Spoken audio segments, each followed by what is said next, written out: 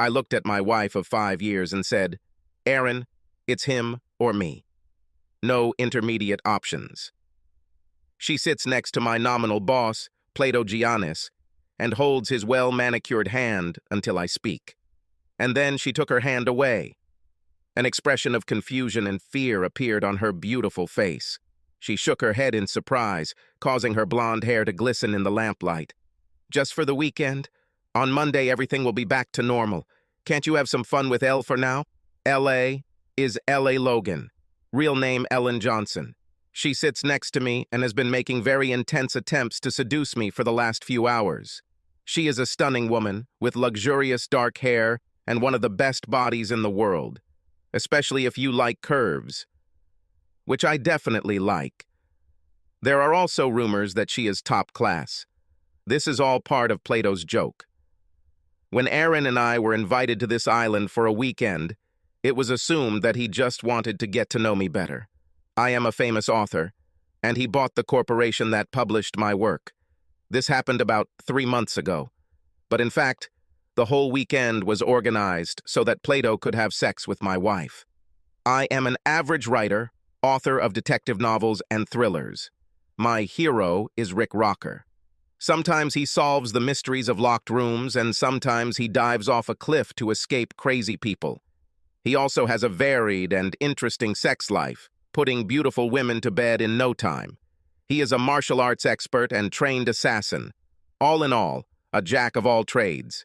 He is fantasy wrapped in a thin layer of reality, and the books sell well. But the publishing house has several more important and better-selling writers. I just have a beautiful wife who attracted Plato. They met at a gala dinner and dance that Plato, Mr. G, threw for his stable of writers and editors. The party was impressive, and Aaron was impressed. She was especially impressed when she and Mr. G danced to several musical numbers. He is polished, 10 years older than 28-year-old Aaron. He has long dark hair and is a large man. As I watched them dance, I saw that he also moved deftly. When the group took a break, they both returned to our table, and Mr. G said, "You have a wonderful wife, Donald, and she dances beautifully." I nodded. The lack of response from me seemed to stump him for a second. Then he said, "Well, it's time for me to take care of the other guests." "It was a pleasure, madam." Aaron smiled and replied, "Mutually, Plato." I looked at her. No doubt she moved too quickly from Mr. G to Plato. I asked, "Impressed with my boss?" "Oh, yeah, he's just adorable." And she gave me a lecherous grin. "Well, let's see whose wife he snags next, huh?" She turned out to be the wife of one of the editors, and during the evening, 3 more. All this happened a month ago. My name is Donald Lake. There is no nickname. Height about 6 feet. Weight 169 pounds. Curly brown hair. Blue eyes. 30 years. I am in good physical shape and athletic. Erin is also in good shape. She practices fencing. It is a sport of skill and coordination, and it was there that I met her, at a fencing lesson that she taught. I was doing the usual research for Rick, who was supposed to be fighting with swords in the next book. In the book, The Adventurer. I always do extensive research before writing an adventure book. This is one of my main selling points. Rick doesn't do anything that I haven't tried. I made my way to becoming a writer up a steep staircase. He graduated from high school and did not continue formal education. Even then, and in fact since I was 10, I realized that I was a writer. Throughout school, I wrote story after story. 2 stories I wrote in high school were published, albeit in obscure literary magazines. I considered myself a serious writer until I had to work for a living after finishing school. I worked as a car mechanic and I liked it, but it didn't pay that much, and I started writing thrillers. And, miracle of miracles, one of them sold. Then another one, and another. My current publisher signed me after I sent them my first Rick Rocker novel. They gave me an editor, Sally Baker. We immediately found a common language with her. She is a sweetheart, but deeply married. She had children in elementary school at the time. It was while working on the second Rocker book that I met Aaron. I finished the book after receiving advice from her about a sword duel, and we went on several dates, which soon ended in bed. Everything in bed was fantastic.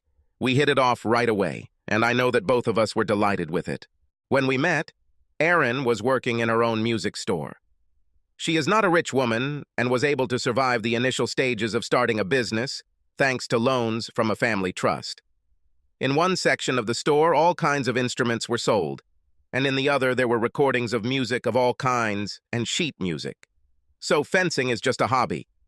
When we got married, she was 23 years old, and I was as happy as I thought it was possible to be happy. We had plans for children, and very soon. But my publishing house was sold to Mr. G, or Plato, as Erin says. One day Erin came home excited. "Donnie, next weekend Plato invites us to his island." I stared at her. "You mean Mr. G?" "How? More precisely, why are you telling me this and not him?" "Oh, I ran into him last week. We had lunch. Then I gave him a tour of the store. Today he called with an invitation. He says he wants to get to know the writers better. I'm sure he will be in contact with you soon. But my question is, has he been in contact with you? And how many of you has he been in contact with?" She turned slightly pale. "Nothing like that happened, Donnie. You're paranoid." "No, not paranoia. Tell me why you didn't mention lunch and shopping until today. This was last week, right?" She turned away. "Okay, Donald. He kind of hit on me. I blew him off. But I didn't say anything because I thought you'd get in trouble. He is the owner of the company after all. And now you seem delighted with the idea of visiting him on the island. I've heard about this place. How many more people will be there?" "Just you and me. He has a special friend who will be there too. Well, and the staff, of course. All in order to get to know you better. It seems to me that this is in order to get to know you, all of you. How touching. I can handle this. Are you sure you can handle it?" "Stop it. It will be great, you'll see. I'm going to decline the invitation, Erin. It's too dangerous for us. Oh, Donnie, no, please. We will have fun." "Sorry." She sulked for the rest of the evening. The next day, I called the main office and asked for Mr. G to speak, and he called me back 15 minutes later, saying, "Hello, Donald. Looking forward to our weekend on the island." "I refuse, Mr. G. I don't feel comfortable. It seems my wife knew about it, but not me. In fact, I think she had lunch with you, but she didn't tell me about it. She said that you were pestering her and she was afraid that I would react badly if I told everything to me. And she's right. Donald, I actually appreciate Erin on several different levels. She is very attractive, but I can ignore it. She is an entrepreneur like me. And you are one of my most profitable writers. I just want to get to know you both better." "Sorry, Mr. G will not work." "It's a shame that you feel that way, Donald. I wish you would change your mind. I'll keep the weekend open." At this point, we separated. About 3 hours later, as I was finishing the next Rick book, I got a call from my agent, Brock Levin. "Don, you declined Mr. G's invitation." "Why?" "How do you even know about this, Brock?" "The vice president of sales called me. He insists that you should go." "Otherwise what?" "They may under-advertise the new book, which will cost you dearly. And me, since we both live from interest." "Did he threaten this?" "Not directly. But the threat was made. This guy plays a tough game." I said, "I'll contact you, Brock." After hanging up, I emailed Sally the end of the new book with some instructions. Later she called and we discussed everything. In the meantime, I studied Plato Giannis and his island very intensively. The island was called hedonism. In Greek, it means pleasure. Pleasure Island. As I delved deeper, I found several stories of sexual outrage on the island, and there was mention of 2 cases of divorce where the island was mentioned as the basis. But these stories were published in gossip. There were several photographs of Mr. G with women. 2 of them were married. All this alarmed me. I found a picture of this place on Google Maps. I got acquainted with the whole place. The island is 2 miles long and about 1 mile wide. Located off the coast of North Carolina, among several islands where people go to play golf and enjoy beach holidays. The island faces south and is sheltered from the elements. It has 2 piers and several buildings, including a large house. There are tennis courts and a swimming pool. Why have a pool if there are great beaches? I downloaded detailed photographs of this place and compiled them into a topographic map. It seemed to me that to get there and back, you would need a decent boat or seaplane. I have neither one nor the other, but I know people who have both. That evening, Friday, Erin returned home on time. Entering the house, she looked joyful. For dinner, I had a large chicken salad and white wine. She got up to change her clothes. While they were eating, Erin said, "I heard that you may have changed your mind about not going to the island." I looked at her. "Where?" "Plato said that you can change your mind." "At lunch?" "No, silly. He's in New York and we're here in good old Virginia. He called me. He has an apartment in McLean." "How do you know he's in New York?" "Don't turn your paranoia on me, Donnie." He mentioned this. He said that if we agreed, he would order his plane to take us from the national airport. But we won't agree, Erin. I haven't changed my mind. Crap. Donald Lake, you are so stubborn. Erin, you can go. I won't be able to have a good time there because I'll worry that we'll end up getting divorced. Are you going to sleep with him? I won't go without you, Don. How can you? If I go alone, anything can happen. And it will happen. When you return, we will never sleep together again. Donnie, I can't say I'm not attracted to him, but you and I are still hotter than ever. So I wouldn't take that risk. I won't. So I believed you. Do you believe it? Don't believe me at all? Now is the time when my trust tank is almost empty. She quickly got up from the table, spilling the wine. Crap. Look what you made me do. I started laughing at her. She realized how stupid that sounded and joined me. This turned into hugs and kisses, which led to a trip upstairs. It took a whole hour. The unpleasant topic receded. As we lay in bed, Erin said, I won't risk this for some billionaire. I swear, I noted that she seemed to assume that we would go to the island after all. Otherwise, what risk is she talking about? Anne said, Okay, then it's decided. She tensed, but she didn't say anything. I asked, Why are you so eager to go on this trip? Only the truth, not bullshit. She didn't answer for quite some time. Then she said, It seems exciting to be with such an important and influential guy.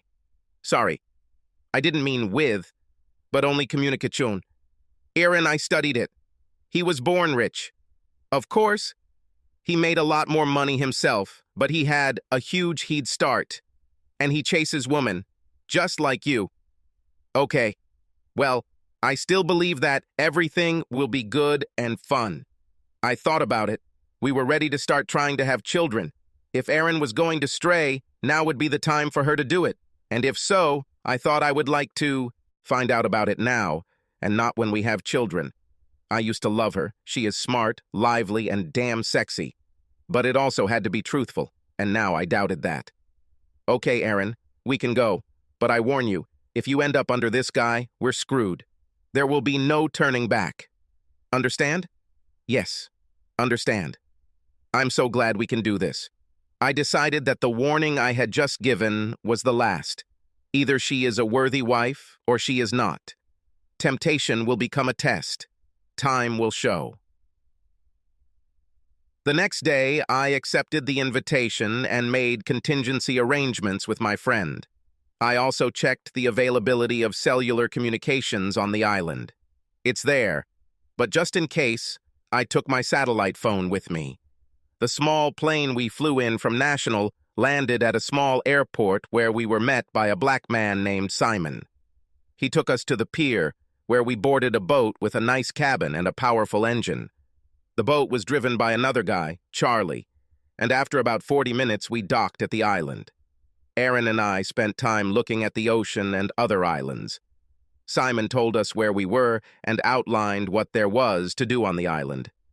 He is a nice guy, bigger than me and muscular. He has a wonderful smile and laugh. As they approached the pier on the north side of the island, Erin was in front and Simon said, You don't seem very happy with the trip, Mr. Lake. Call me Don. I have doubts. How long have you been working on the island? 6 years. To Mr. G. Therefore, I expect you to know why I have doubts. Then why did you come? If you're that worried, to see what happens. You're also his bodyguard, aren't you? Yes, in case something happens. Well, he's a big guy. I'm sure he can take care of himself. Yes, you could say I'm here just in case. Once or twice things didn't go well. But in those days I was not needed. Looking at you, maybe. I'll be ready. I value my work. Are you armed? No. Well, I have a knife. But knives are everywhere. Are there guns on the island? No. Not allowed. I assume it's in the memo you received. Yeah, but I don't really trust her. I'm not a very trusting guy these days. No firearms. I warn you, you won't need it, no matter what happens. The boat was pressed tightly against the pier, and Simon and the young man on the pier tied it up. Simon gave Aaron his hand, and I jumped off the boat. Simon looked slightly worried about this. I accompanied Aaron towards the big house, as Simon had indicated. Mr. G met us when we arrived at the house. He was dressed casually, wearing swimming trunks and a sleeveless shirt. With him was Elle, the most beautiful woman in the world. I looked at her as I found out who else would be there with us. That's how I found out that she was actually Helen Johnson from Jonestown. She was the semi-official mistress on the island, as well as in several houses owned by Mr. G. There was a time when she could be seen in the company of other noble men. Not so often anymore. Mr. G appears to have received an exclusive agreement, at least in some way. Mr. G extended his hand to shake, and Ella hugged Aaron. G then hugged Aaron, and Ella hugged me. She smelled and felt great. During the hug, her lips touched my ear. We were taken to a large room and offered drinks. It was 1 o'clock in the afternoon, and we had a light snack on the plane, but a small buffet was laid out for us. I gave up drinking and took sparkling water. Aaron took the wine. They both ate a small amount of food from the buffet. While we were doing this, Mr. G asked me about the new book. I sent it to Sally last week. I think it's on time. Oh yeah, I know you're always on time, Donald. Sometimes even earlier. He smiled. Ella asked, "What are you speaking about? I've read all your books. It's a thriller with rock climbing and flying small planes. And a love interest." Elle exclaimed, "Cannot wait. Maybe I can watch it sooner?" Mr. G supported. "We'll see, dear," and turned to Aaron. "My dear, how are things in the music business?" "Everything is fine. Maybe I should have said crescendo." There was some giggling. I said, "I think Marjorie's new book will sell well. Marjorie is Marjorie Wright, who wrote serious fiction but still sold a lot of books." "Yes, she is moving up our sales list. But Donald, she is far from you and Morgan." Morgan, who goes by the name Belle Starling, is a romance novelist. She is the #1 salesperson in our company. "Morgan just bakes them," I said mockingly. Mr. G laughed. "It is to my advantage. I looked at your contract last week. You owe us another book." "Yes, this is true. I think about Christmas. 9 months. But work on it is already in full swing." Elle said, "Are you changing topics?" "Yes, sometimes thrillers need a rest." Then I switched.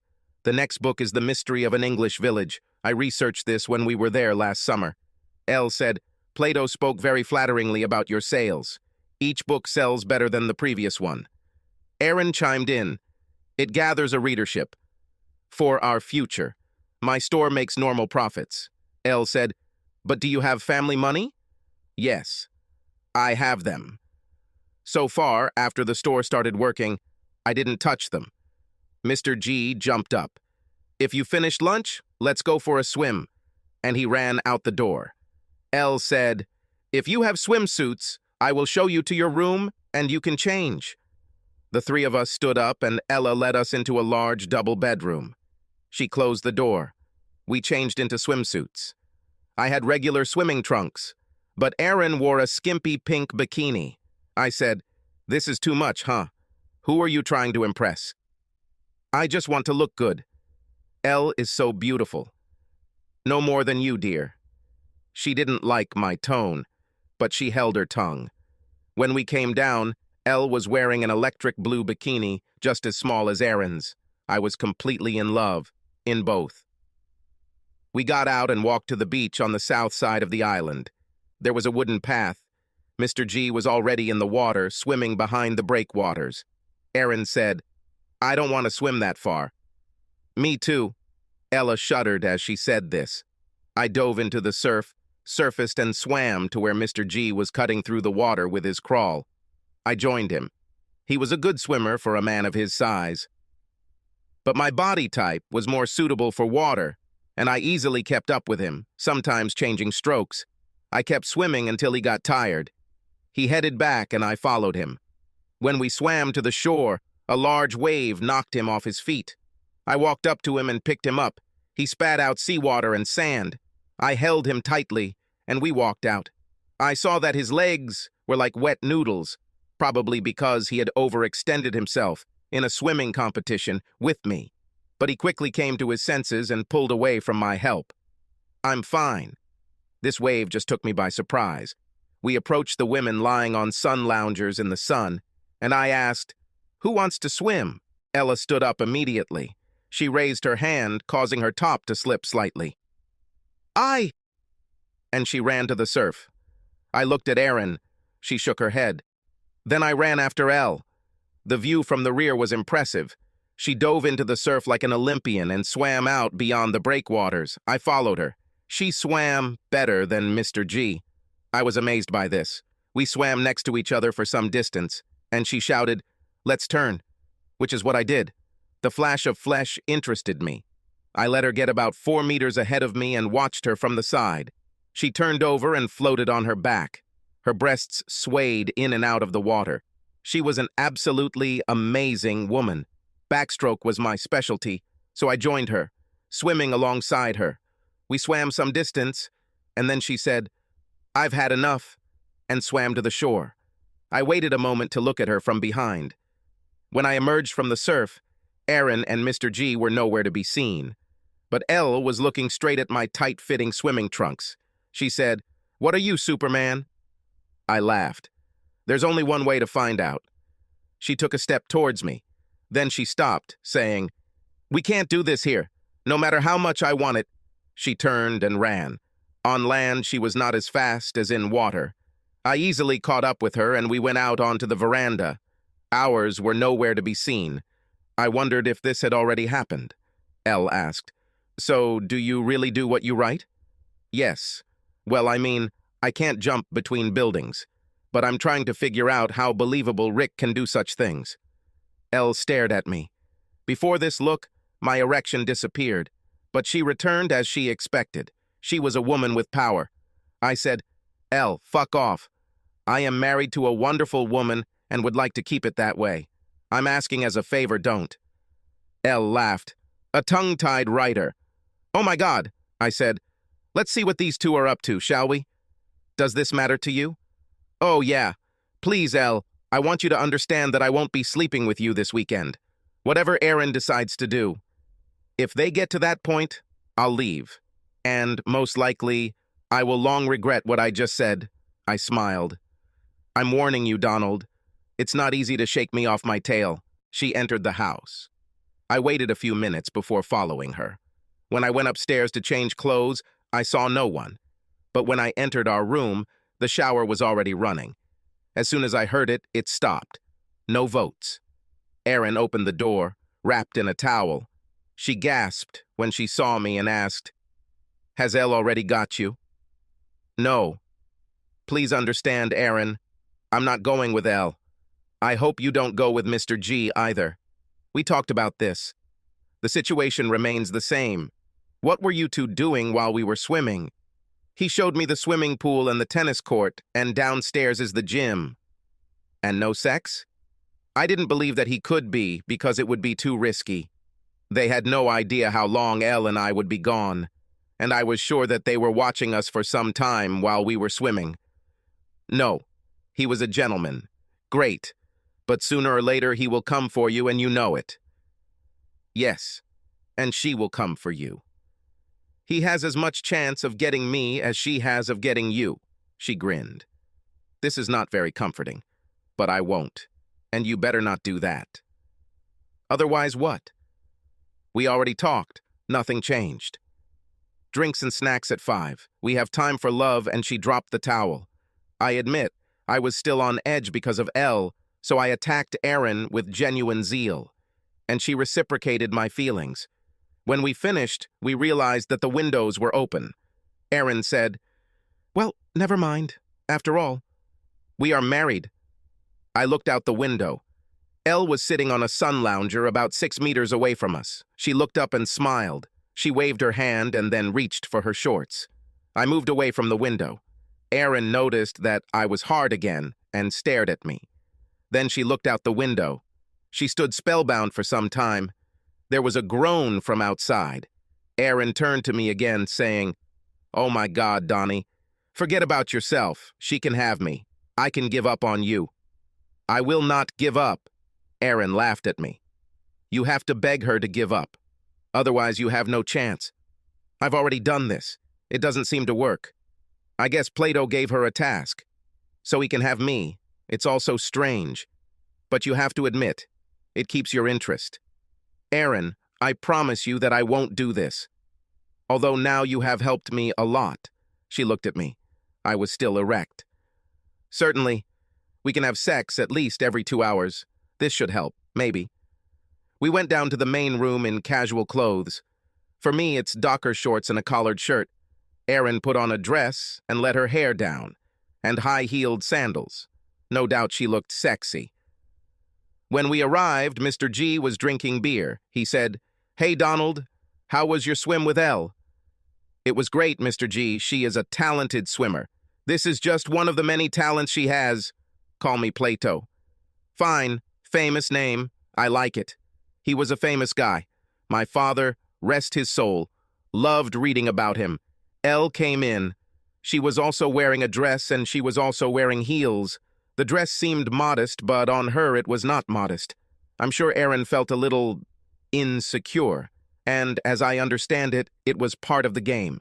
Ella had to outshine Erin, who, in turn, would try to assert herself by getting Plato for herself. I moved closer to Erin and put my arm around her shoulders. Plato said, "There's wine, cocktails, beer, and some pretzels." Pretzels are my favorite. As he said this, he was eating one of them. The 4 of us chatted for a while. Ella then took me to show the house. He was impressive. The gym has excellent equipment. I asked, "Does Plato use this?" "He lifts weights." She pointed to the bench where the barbell was installed. Heavy. I slid onto the bench, under the barbell, carefully removed it from the racks and made 5 swings, and then he put it back. Elle stood right above me, staring as best she could, and then she said, "He only makes 3, then he rests." She began to breathe heavily. I lifted the barbell and did 8 more reps. Then he put her in her place, saying, "Everyone has their own strengths, and you have so many of them. Do you know what my role should be this weekend? Seduce me so Plato can take care of Erin." "Yes, this has happened before.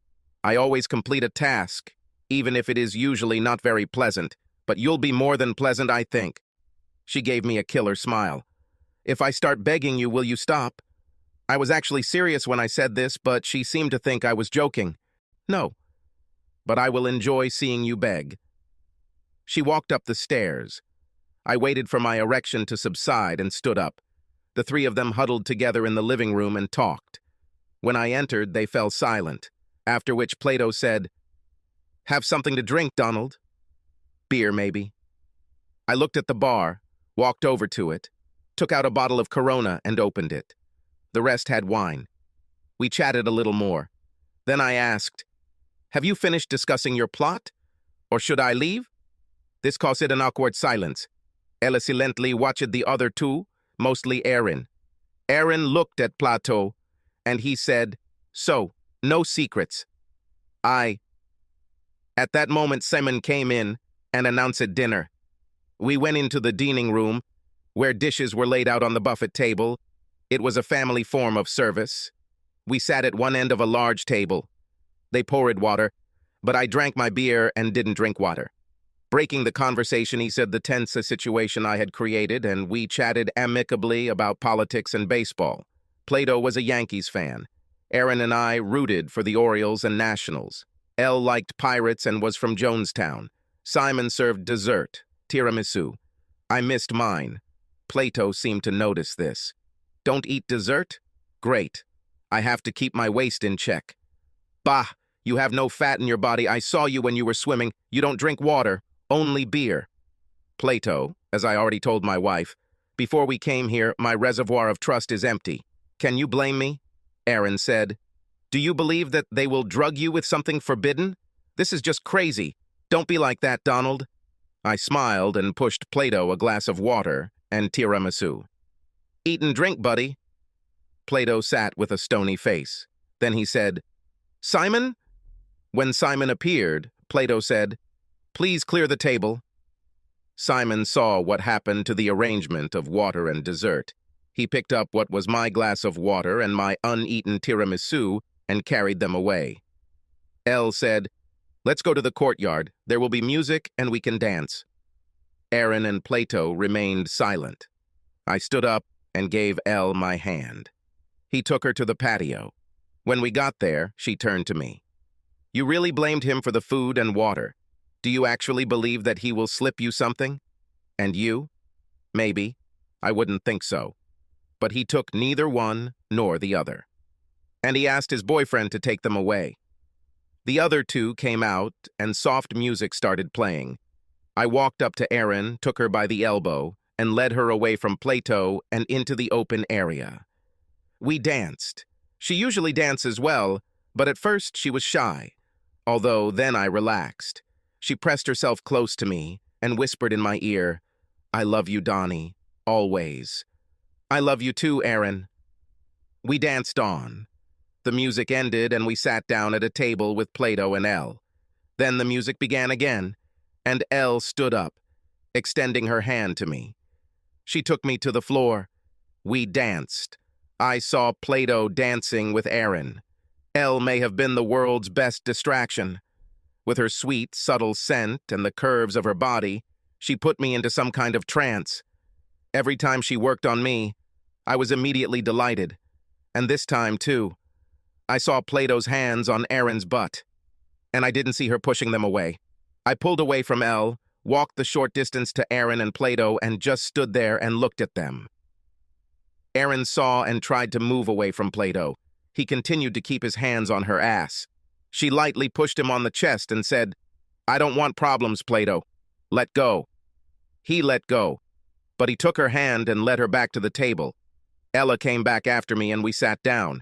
She was very close to me. Aaron held Plato's hand as they sat next to each other. Plato said, I'm very disappointed in you, Donald. Ella is a fantastic lover. She will give you one of the most powerful and delightful experiences of your life. And yet, you are depriving her of this chance. I have a wife. No trading. This is how we came to what was discussed at the very beginning. I turned to Aaron and said, either he or I, no intermediate options. She removed her hand from his, but she looked at me and said, it's only for the weekend. On Monday, everything will be back to normal. Can't you have some fun with Elle for now? I looked at her closely. And you will do it? No kidding. Yes or no? Even if it means it's over between us. No. I don't understand why it should mean that, but I won't. I extended my hand to her and she took it. I pulled her towards me and gave her the hottest kiss I could muster, running my hands up and down her body. And then he pulled away. Tears came to my eyes. I breathed out the words that nearly killed me. The very fact that you would agree to have sex with this guy means that everything is over between us. It's all over between us. I turned and walked towards the stairs. She screamed, No, Donnie, no! I got to the top of the stairs, grabbed my bag that I had packed earlier, and walked out the back fire escape. I made the call and ran into the darkness, sobbing. While I was running, I still heard screams. About 20 minutes later, I heard a plane. He splashed down near the southern dock and swam up to me. My buddy Todd Jacobs was flying it. I was walking towards him when Plato and Simon appeared behind me. Plato shouted, "Oh no, you idiot, you can't escape. You should stay here and calm your wife down." He rushed at me. I was already at the pier. Plato was uncontrollable and in no condition to fight. Simon stayed away, perhaps because Todd had a gun pointed at him. I threw Plato into the water. He floundered there, shouting, "You're fired, asshole! Do you hear me?" Fired. I boarded the plane and Todd taxied. We flew to a small lake near Dulles. He had a car there for me. I paid him for the service and went home to Alexandria. The road was dark and lonely. Our house was also dark. I entered it. I looked around. Photos of us in happier times. Photos of our relatives. I was shocked and just sat in the chair, staring into space. That's how I fell asleep. At 8 in the morning, I was awakened by the sound of a car outside. I looked out and saw Erin getting out of some rental car. She carried her bag to the door, unlocked it, and went inside. I stood and looked at her, and she stood motionless, looking at me. She looked terrible, probably no better than me. She said, "In my entire life, I've never messed up like that. And I never will again. Never. I don't want to lose you, Donnie." I shrugged. "Erin, what did you think would happen when you decided to let Plato use you?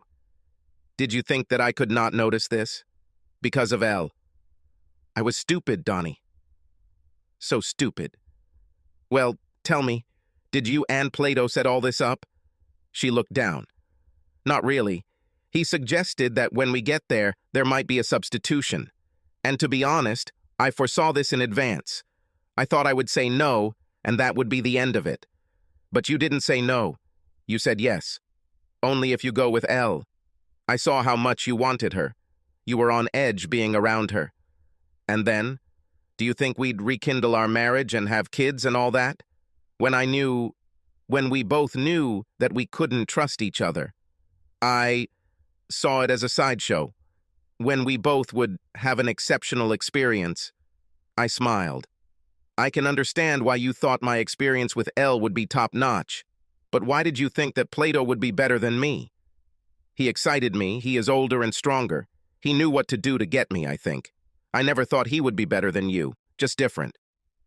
So, Erin, how do I know this won't happen again? There are still many guys like Plato in the world, and he is still around. I didn't mean to cheat, Donnie. Everything was right in front of you. I just thought you would agree. Now, well, that is, you refused her. So, I know you would never agree since you turned her down." "Yes. Well, I do not know. To me, you are not the woman I met and married. She wouldn't move to be seduced by some other guy. Donnie, can we see what happens next? And we always had great sex. We both miss it. We can continue like this while you spend your time not trusting me." She stood up and took off all her clothes. I thought about turning away, but he didn't. She led me upstairs. "The only thing we have always had, and probably always will have, is complete sexual compatibility. As soon as we get into bed, we always get together, so I let her go home. 10 years later, I picked up the kids from the school bus. It was 3:15. Jessica is 8 and Robert is 6. Helen, who does not yet go to school, is 3 years old. I was a stay-at-home writer, but I had a good woman coming to help, and I had the opportunity to write. It took over a year before I trusted Erin enough to let her come off the pills. But when she did, our sex life took off. The thought that I had knocked her up excited us greatly. I closed my contract with my previous publisher. Sally and I moved on to something else. The first book I wrote was about adventures on an island. Everything was close to the truth. Well, so be it. I had to hang from the plane's float before getting on board after I beat up Simon and his henchmen. Well, and also, the character's wife was drugged with illegal substances so that she would want the villain. But the villain was thrown into the ocean and all that. The book sold a huge number of copies, and I got a movie deal that also included my 3 previous books. Plato could not complain about half-truths in the new book, where he was cast in the role of Socrates. If he did, he would be burdened with the truth of what happened. Erin now has 2 stores. They earn some money. I earn a lot. Before I fully accepted her back, she signed a post-nuptial agreement. It affects both of us. No infidelity. Now the school year has begun, and when I was driving the two older ones home, a car drove up to our entrance. This is a small red sports model. Out came a remarkable pair of legs, followed by the rest of the most beautiful woman in the world. Helen smiled and waved to the children. They ran up to her shouting, "Aunt Helen, Aunt Helen!" She hugged them and began to fuss around. Young Helen greeted her at the door as she entered the house. I poured her a seltzer, her favorite drink, and said, "Aaron will arrive soon. I prepared a high-calorie salad, and everything is ready in your room. But that's a completely different story. Subscribe to our channel so that your second chaff doesn't cheat on you, and go ahead and listen to the next story, because this story is nothing compared to the next one.